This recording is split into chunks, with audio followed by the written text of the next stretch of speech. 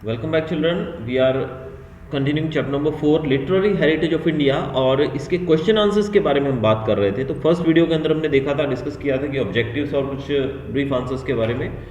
तो कंटिन्यू करते हैं इसी को। तो जहाँ तक हम पढ़ चुके हैं उससे आगे शुरू करते हैं। तो मोस्टली हमने मेडिवल लिटरेचर वगैरह और एंशिएंट इंडियन लिटरेचर के बारे में पढ़ लिया था। अब यहाँ पर हम जो पढ़ने वाले हैं वो हैं कुछ और टॉपिक्स इसके, कि कभी कभी इससे रिलेटेड क्वेश्चन आपको यहाँ पर 3 या 4 आई थिंक 4 यूनिवर्सिटीज़ के बारे में यहाँ पर बताया गया है। तो क्वेश्चन आता है कई बार, write a short note on any one of the university. मतलब एनी वन नहीं पूछा जाता है, लेकिन कोई भी एक का नाम दिया जाता है और उसके बारे में पूछा जाता है कि इसके ऊपर एक शॉर्ट नोट लिखिए। तो शॉर्ट नोट लिखने के लिए जो 4 आपको यूनिवर्सिटीज़ के नाम दिए गए हैं यहाँ पर, इन चारों के बारे में पढ़ना पड़ेगा। पहला है जैसे कि नालंदा यूनिवर्सिटी। तो क्वेश्चन पूछा जा सकता है, right a short note on Nalanda university. तो नालंदा यूनिवर्सिटी पे हमें शॉर्ट नोट लिखते हुए बताना है कि पहले तो ये कहाँ पर स्थित थी, बिहार पटना डिस्ट्रिक्ट में, और ये बुद्धिज्म और जैन ट्रेडिशन से जुड़ी हुई है। और यहाँ पर महावीर स्वामी जो थे उन्होंने 14 चतुर्मास यहीं पर परफॉर्म किए थे। और फिर कुमारगुप्त ने यहाँ पर मोनेस्ट्री बनाई, एक मठ बनाया, और तब से नालंदा का जो फेम है वो बहुत ज़्यादा बढ़ने लगा और हजारों की संख्या में लोग यहाँ पर पढ़ने आते हैं। और यहाँ पर बहुत सारी मैन्युस्क्रिप्ट्स भी लिखी गई हैं और ये बहुत ही एक पावन पवित्र प्लेस मानी जाती है। पूरी दुनिया से लोग यहाँ पर पढ़ने के लिए आते थे। अब यहाँ पर एक प्रश्न ये भी पूछा जा सकता है कि name the Chinese traveller who visited Nalanda university. तो नालंदा यूनिवर्सिटी में विजिट करने वाले जो व्यक्ति थे, चाइनीज ट्रेवलर थे, वो थे ह्यूनसांग। तो ये नाम आपको याद होना चाहिए, वन वर्ड में आए तो आप लिख सकते हैं इसको।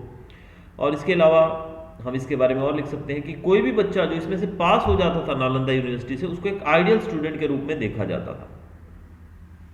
और दुनिया की सबसे बड़ी और बेस्ट लाइब्रेरी जो थी वो भी नालंदा में ही थी। ह्यूनसांग अपने साथ कितनी बुक्स ले गए थे? 657 बुक्स वो अपने साथ चाइना ले गए। अभी इतनी बड़ी यूनिवर्सिटी थी कि यहाँ पर 7 बड़े हॉल्स थे और 300 रूम्स थे लेक्चर देने के लिए। तो ये भी क्वेश्चन वन वर्ड में पूछा जा सकता है, how many rooms were there in Nalanda university. तो 300 रूम्स थे यहाँ पर। बच्चों के रहने के लिए यहाँ पर मोनेस्ट्रीज भी बनाई गई थी और बहुत सारी विलेजेस जो थी, जो गांव थे आजू बाजू के, वो इस यूनिवर्सिटी को चलाने के लिए डोनेशन के रूप में जो राजा था उन्होंने बहुत सारे विलेजेस डोनेट की थी। यानी कि उन विलेजेस से मिलने वाला जो टैक्स वगैरह है, वो सारा टैक्स, सारा पैसा जो है वो सब जाएगा यूनिवर्सिटी को चलाने में। तो एक क्वेश्चन ये भी पूछा जाता है, व्हाट इज धर्मगंज। तो धर्मगंज किसे कहा जाता है? इट्स बुक रिपोजिटरी, यानी कि लाइब्रेरी, जो लाइब्रेरी थी नालंदा यूनिवर्सिटी की, उसको कहा जाता था धर्मगंज। तो इस तरीके से एक नालंदा यूनिवर्सिटी के ऊपर आप कम से कम 8 से 10 पॉइंट आराम से इसके याद कर सकते हैं और उनको अपने अपने हिसाब से लिख सकते हैं। देन सेकंड क्वेश्चन यहाँ पर यह भी पूछा जाता है, right a short note on Takshashila university. तो तक्षशिला यूनिवर्सिटी के ऊपर भी कई बार प्रश्न पूछा जाता है। तक्षशिला यूनिवर्सिटी जो कि रावलपिंडी पाकिस्तान में है अभी, अब उस समय तो भारत पाकिस्तान एक ही था ना भाई, तो रावलपिंडी पाकिस्तान में आज चली गई है। और तक्षशिला जो है वो कैपिटल सिटी मानी जाती थी कंधार रीजन की उस समय। ये यूनिवर्सिटी लगभग 64 सब्जेक्ट के ऊपर एजुकेशन यहाँ पर दी जाती थी, 64 सब्जेक्ट्स के ऊपर। और गुरु और शिष्य यहीं पर रहते थे। जीवक जो कि लॉर्ड बुद्ध के डिसिपल थे, यानी कि उनके शिष्य थे, उन्होंने आयुर्वेदा की पढ़ाई यहीं से की है। तो ये वन वर्ड आंसर्स जो दिए गए हैं ये कहीं भी पूछे जा सकते हैं, किसी भी प्रकार से आ सकते हैं, क्योंकि आपको पता है कि वन वर्ड्स के लिए आपको पूरी बुक को रीड करना जरूरी रहता है। तो पूरी बुक को रीड करने का मतलब कि इसमें आप मतलब पर्टिकुलर टॉपिक के अंदर क्या क्या आपको मिलने वाला है, जो वो आप यहाँ पर अंडरलाइन करते रहिएगा। तो 64 सब्जेक्ट यहाँ पढ़ाए जाते थे और लॉर्ड बुद्ध, गौतम बुद्ध जो थे, उनके जो शिष्य थे, डिसिपल कहा जाता है जिनका नाम था जीवक, उन्होंने भी आयुर्वेदा की पढ़ाई यहीं से की थी। अब इस यूनिवर्सिटी का नाम कैसे पड़ा था? इसका नाम पड़ा था तक्ष, जो कि भरत राजा जो थे उनके बेटे थे, ब्रदर ऑफ लॉर्ड राम। आप जानती है ना भरत को, जो कि श्री राम के भाई थे। तो उनका बेटा जो था उसी के नाम पे इस यूनिवर्सिटी का नाम तक्षशिला रखा गया था। और ये बहुत ही एक पॉपुलर स्टडी सेंटर रहा है 7वीं सदी के अंदर। और बच्चे जो थे वो अपनी मर्जी से कोई भी सब्जेक्ट यहाँ पर अपनी मर्जी से वो पढ़ सकते थे। अब उस समय क्या सिस्टम था, देखिए 20 बच्चों को पढ़ाया जाता था एक शिक्षक के द्वारा। कितने बच्चे पढ़ाते थे? 20 बच्चों को पढ़ाया जाता था शिक्षक के द्वारा। लेकिन वहां पर इतनी ज़्यादा भीड़ रहती थी कि वो और ज़्यादा बच्चों को पढ़ाते थे।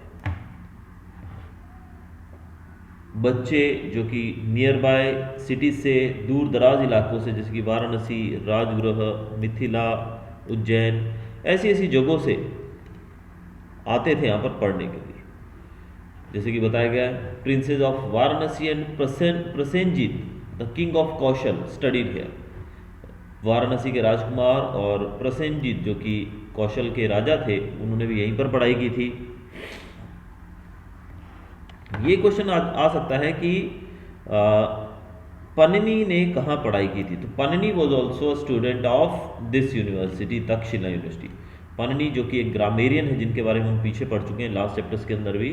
तो पन्निनी जो थे ग्रेट ग्रामेरियन, जिन्होंने ग्रामर के ऊपर एक पुस्तक भी लिखी है, वो यहीं पर पढ़ चुके हैं। इसके अलावा पॉलिटिशियन कौटिल्य, वो भी यहीं पढ़ चुके हैं, उनकी एजुकेशन भी है। तो ये दो पर्सनालिटीज ऐसी हैं जो यहाँ पर पढ़ चुके हैं, इनके बारे में आपको पता होना चाहिए।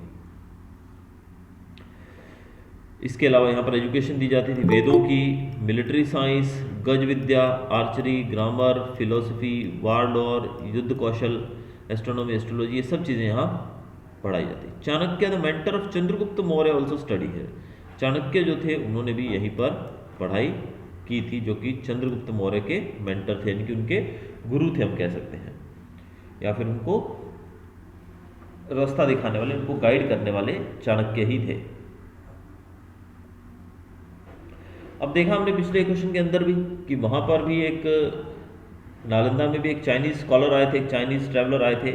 वैसे ही यहाँ पर तक्षशिला के अंदर भी एक चाइनीज स्कॉलर आए थे जिनका नाम था फाहीन। तो ये आपको याद रखना है, फाहीन। तो यहाँ पर कंफ्यूज नहीं होना है कि चाइनीज ट्रैवलर वहाँ पर आए थे ह्यूनसांग, और यहाँ पर आए थे फाहीन। अब तीसरा प्रश्न जो है वो यहीं पर, मोस्टली इस चैप्टर के अंदर ये चारों यूनिवर्सिटीज़ काफ़ी इंपॉर्टेंट है, पूछी जाती हैं। काशी विद्यापीठ के बारे में, अब यहाँ पर नाम में कंफ्यूज होने की जरूरत नहीं। कई बार क्वेश्चन में लिखा जाता है कि write a short note on Varanasi Vidyapeeth, या फिर write a short note on Kashi Vidyapeeth. तो काशी और वाराणसी एक ही है। तो ये प्रश्न भी कई बार पूछा जाता है। वाराणसी जो है वो एक बहुत ही फेमस पिलग्रिमेज प्लेस है 7वीं सदी की, मतलब बहुत ही धार्मिक जगह थी, और एक एजुकेशन सेंटर के रूप में भी काफ़ी फेमस थी।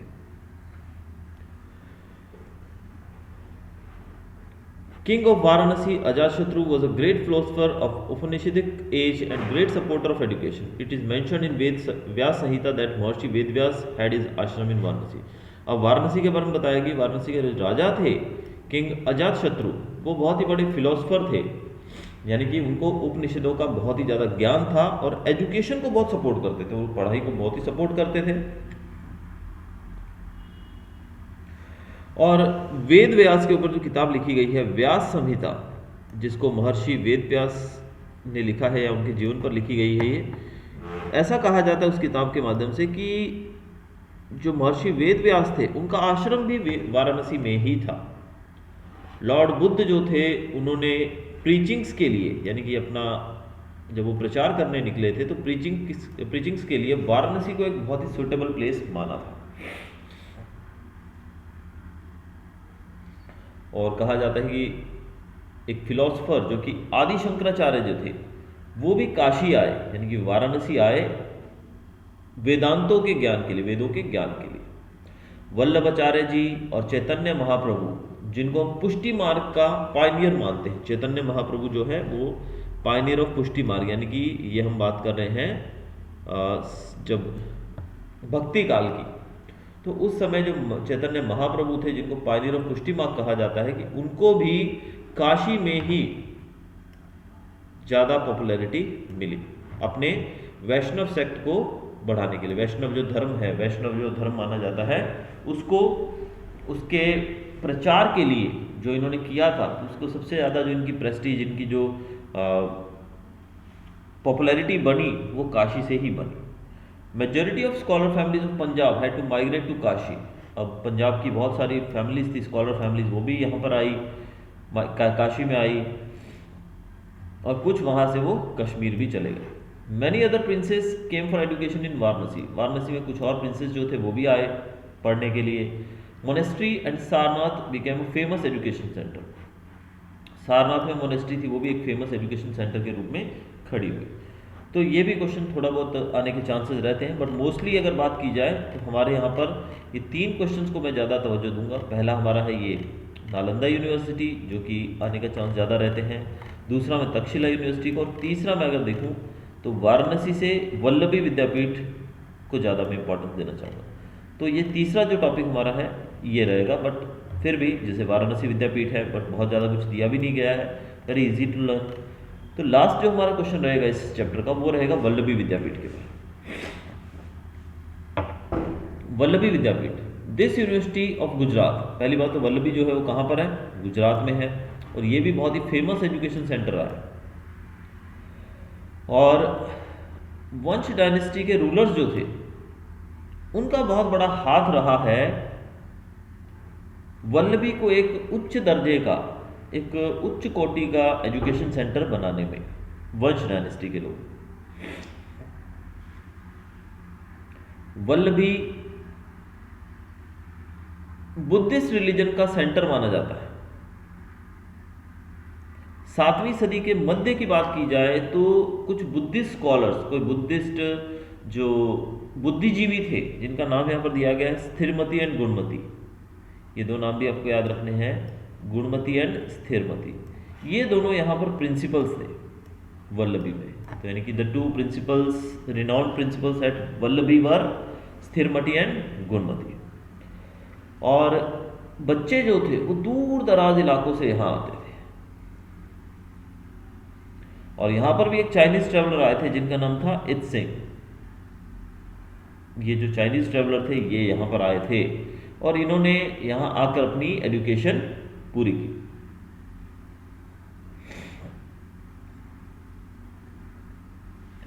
और इत्सिंग जो यहाँ आए तो उन्होंने ये भी देखा कि जो वल्लभी है वो दूसरे एजुकेशन सेंटर्स के साथ बहुत ही ज़्यादा कंपटीशन में है, खासकर नालंदा। यानी कि जिस प्रकार से नालंदा एक विश्व विख्यात एजुकेशन सेंटर है, वैसे ही वल्लभी भी किसी भी मायने में उनसे कम नहीं है। वल्लभी उस समय एक कैपिटल भी था और एक इंटरनेशनल पोर्ट भी थी। यानी कि वल्लभी का वर्चस्व आप देख सकते हैं कितना ज़्यादा, हम देख सकते हैं यहाँ पर कि वल्लभी को एक कैपिटल भी था उस समय, और एक इंटरनेशनल पोर्ट के रूप में भी इसको देखा जाता था। The ruler of Vallabhi belong to Maitraka dynasty. Vallabhi के जो रूलर्स थे वो मैत्रक डायनेस्टी के थे, और एजुकेशन को बहुत ज़्यादा वो तवज्जो देते थे, यूनिवर्सिटी को बहुत ही ज़्यादा वो अच्छे से रखते थे, यानी कि उनके लिए इसका बहुत ही ज़्यादा महत्व था। अब यहाँ पर एक चीज़ ये भी ध्यान देने लायक है कि मैत्रक डायनेस्टी के जो राजा थे दे वर नॉट बुद्धिस्ट, वो बुद्धिस्ट नहीं थे, लेकिन फिर भी वो इसको बहुत ज़्यादा हेल्प करते थे, इंस्टीट्यूशन को बहुत मदद करते थे। 1775 की बात है तो अरब जो लोग थे, अरेबियंस ने अटैक किया, 775 एडी की बात की गई है। तो अरब्स ने जब अटैक किया तो मैत्रक्स जो थे वो हार गए, उनको हार का सामना करना पड़ा। उसके बाद ये यूनिवर्सिटी जो थी वो क्लोज हो गई, धीरे धीरे इसको बंद करना पड़ा। लेकिन आज भी अगर हम देखें तो इसके जो स्कॉलर्स हैं, जो फेमस स्कॉलर्स हैं, उनके नाम आज भी इनके गेट पर लिखे हुए मिल सकते हैं। स्कॉलर्स जो विद्वान लोग थे, पढ़े लिखे लोग थे, वो अपनी कला कौशल को दिखाकर दरबार के अंदर, राज्यसभा जो रहती है दरबारियों की, उसमें उनको हायर राइट्स, उनको ज़्यादा अधिकार दिए जाते थे, क्योंकि वल्लभी में पढ़े हुए छात्र बहुत ही ज़्यादा उच्च कोटि के होते थे, यानी कि बहुत ही ज़्यादा वेल स्किल्ड, समझो कि एक बहुत ही ज़्यादा रेप्यूटेड यूनिवर्सिटी थी। इस कारण से यहाँ पर पढ़ाए गए बच्चे जो थे यहाँ से पढ़े हुए, उनको राज्यसभा के अंदर उच्च स्थान दिया जाता था। Knowledge, worship and particular system of education made the university famous not only in India but also in the world. तो यहाँ पर जो ज्ञान दिया जाता था, जो यहाँ पर वर्शिप की जाती थी, जो सिस्टम था यहाँ पर एजुकेशन को, वो इतना ज़्यादा फेमस था कि ये भारत में नहीं पूरे विश्व में भी फेमस थी।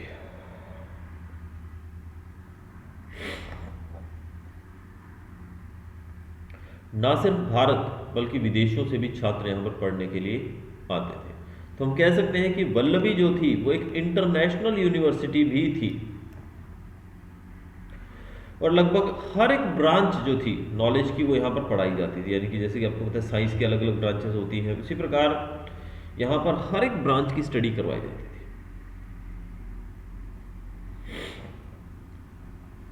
और इस यूनिवर्सिटी को चलाने के लिए जो पैसा था, मेंटेनेंस के लिए जो पैसा था, वो कैसे आता था? वो राजा और लैंडलॉर्ड्स जो होते थे, जो जमींदार होते थे, उनके द्वारा दिया गया जो दान होता था, उसी से इस यूनिवर्सिटी को चलाया जाता था। तो हम कह सकते हैं कि भारत में पाई जाने वाली जो यूनिवर्सिटी थी, खासकर ये 4 यूनिवर्सिटीज, ये पूरे विश्व में बहुत ही ज़्यादा इनका नाम था। तो ये चारों में से मैं खासकर आपको 3 के बारे में सजेस्ट करूंगा कि 3 तो आपको बहुत अच्छे से पढ़ लेनी है, वल्लभी, देन तक्षशिला एंड नालंदा। तो ये तीनों क्वेश्चन जो है इनमें से श्योरली पूछा जाना ही है कुछ ना कुछ। फिर यहाँ पर काफ़ी बड़ा आंसर यहाँ पर दिया गया जो हमने पिछले वीडियो में डिस्कस किया था मिडिवल लिटरेचर के बारे में और